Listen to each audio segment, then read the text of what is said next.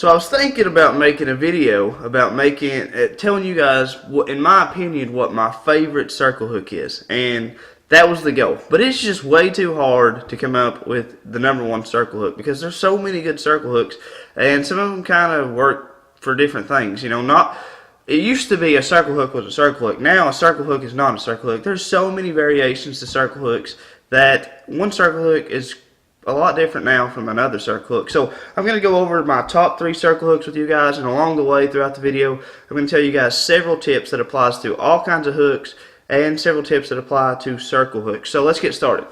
So over the past 10 years of being into catfishing pretty hardcore, I've seen several hooks. I didn't always use circle hooks, but I do now. And I like circle hooks for good reason, and especially with them keep changing the way they are changing and headed in the direction they are heading, they are really, really good hooks, and you just can't beat them. So the first one I want to talk about, and this made it on the list, is just because as advertised, this thing does everything it says. It is one of the best hooks as advertised, and so it's definitely making it on the list. This is a triple threat hook from Whisker Seeker.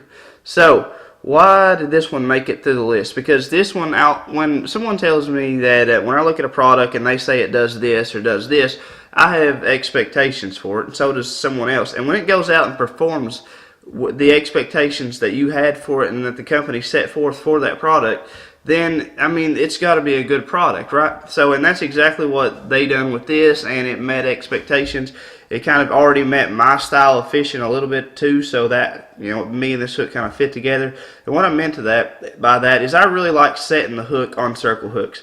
It's really, it's easy to reel down on these fish and to sometimes let them hook themselves, but to me, I have a lot of fun hooking the fish. I enjoy getting to set the hook. It's a little more challenging, so therefore I just like setting the hook. And with these circle hooks here, you have a major offset on that thing. This thing is, and we'll compare it here in a second. There we go. We got it lined up now. You see how offset that circle hook is? And we'll compare it to another circle hook here in a minute. That thing is when that is that offset, that is why you can really set the hook with these things. And that is also why when they say triple threat, you can set the hook with these, you can reel down on them, and if you leave your bell click, these fish will hook themselves a lot of the times. And I've seen all 3 work as advertised. So with that big offset in it right there, these things are really, really good for setting the hooks. These catfish can set the hooks on themselves, and if you want to reel down on them, you can reel down on them. We've done it, and they work. So as advertised, triple threat, everything works. These made it on top of the list. They're sharp. They got a really good offset. I like that. Alright, so moving on. Now this is the Gamakatsu Octopus circle hooks. Now I like the Big Cat hooks, and then I just like these Octopus hooks as well. So check out, let me see if I can get her lined up for you guys. There we go. You see how it's a little offset from the back here to there. Nowhere near as offset as that triple threat hook, and that triple threat hook being offset like that versus these really gives you a lot better hookup ratio if you're kind of a want to set the hook guy. If you really like setting the hook, that triple threat hook is for you. Now these hooks right here are just really sharp. I like how they stay sharp. They got, the gap on these Gamakatsus are big for bigger baits, so I really like that. It's really slick. When you tie the knots on here, the eyes on these things really go together. So I don't know if I'm going to get that to focus in or not. Go together so your knot doesn't slip down into anything. I really like those hooks. Again, they're really sharp, and they stay sharp for a while, so that's what I really like about these. I've used these for a long time. Hookup ratio is really good on these. You can't set the hook as quickly as you can on the triple threats. But these, other than that, these are a really good hook, and I love these Gamakatsu hooks as well. Now the last one we're going to talk about is this Mustad hook right here. Now this is a Mustad Demon circle hook. Now these got awesome points on them, and they're sharp, and they last a very long time. These things last awesomely. So what I really like about these Demon circle hooks is that they offer a wide variety of options in their circle hook. So for instance, this one right here that I have is, let me see if I can get those out of the way for you guys right behind those hooks there, it's not, there it goes, it says 1X fine wire. So it's finer wire, and that's what I really like when I go into a circle hook, and this is one of the first tips you guys are going to hear. I really like a finer wire. You know, I'm a set the hook kind of guy, and when I set the hook, that thing just sync up, and I don't want that fish coming out, because sometimes when you set the hook, you're a set the hook guy, that is not always getting caught in the corner of the mouth. And circle hooks are always supposed to turn, set in the corner of the mouth, but sometimes you just set the hook too fast, and you do not get them hooked in the corner of the mouth. They get hooked in the top of the mouth, the bottom of the mouth, and when that happens, that's a lot tougher than that side of that mouth. And you want a thinner gauge hook, and that's why I like these, because they offer that. They also offer 1X wide. They offer them wider in the same aught. So if you want to use really big baits and you find that it's covering up your hook point or taking up too much gap, they have that to offer. So Mustad has a lot to offer. Their points are really good.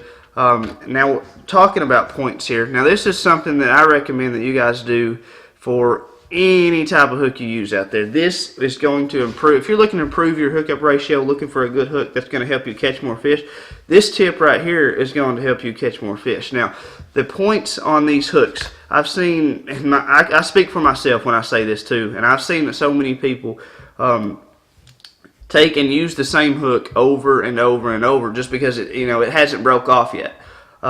You're going to start losing a lot of fish if you do that. I've done that for a while. I've done that for a little over a year, and it took me that long to realize that was causing me to lose a lot of fish. I didn't know that by changing out hooks, just because that hook point was a little bit dull, would make as big as a difference that it has. My hookup ratio has been amazing. That just because I changed out the hooks. Now, you can bring your hooks home, you can sharpen them and things. So you don't necessarily have to just take them off and throw it away. Oh, it got dulled on one fish, or it got dulled on one trip, 2 trips. I'm going through hooks all the time, guys. It's worth it though, even if you don't have a sharpener at home, to just keep buying hooks, because the hookup ratio is awesome. And you'll feel these right here.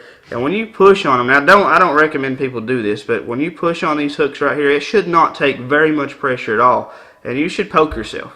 You should poke yourself, and it's like poking yourself at the doctor. You'll get a little blood coming up on your finger. If it takes a lot of pressure, now this one I took off the hook off of one of my rods out there, because this one is starting to dull. Now you guys can probably look at that and think, well, that looks like a pretty sharp point on there. But I've used the crap out of this one, and you can sit there and pow, and it will not penetrate my skin. It's going to take some effort. Now, you're going to be able to set the hook on this. You're still going to catch caps with these hooks, using them over and over like that. But you want to have as sharp a point as possible, because when you do hit those top of the mouths, when you do hit the bottom of the mouths, this thing will still go through. When it's dull, if you don't really get that slammed in there, you'll feel real pop.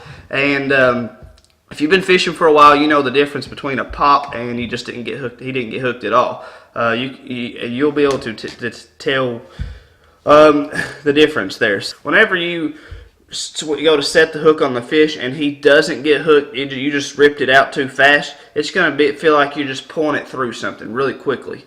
And like I said, once you do it for a while, you're going to start realizing when you missed a fish and he didn't get hooked, and when he did get hooked.